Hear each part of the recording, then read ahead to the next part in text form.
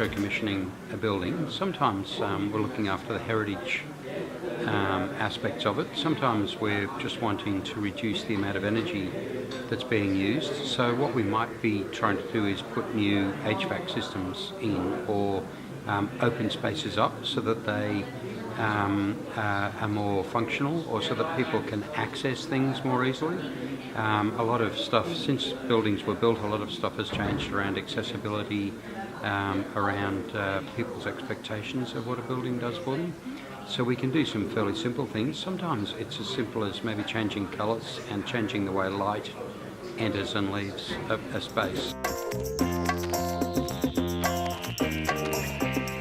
Right, so I think there's an expectation, there has been an expectation for a while that we would use buildings differently with technology, and we do, but very often in the opposite way to what we expected. So more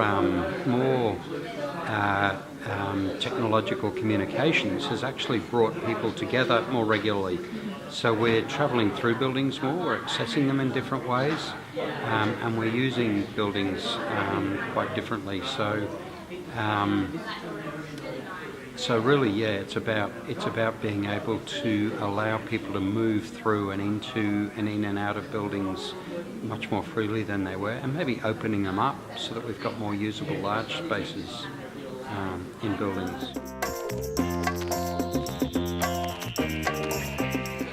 So some of the long-term benefits are that we've often got some, for instance, very old buildings with a lot more detail in their architecture. We can do some simple stuff to help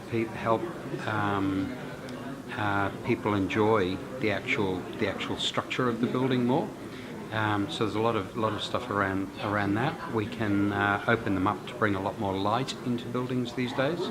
Sometimes they're not appropriately built for the climate that they're in, so we can do a lot to either insulate or to do fairly simple things around them. We might shade windows, for instance, in some climates.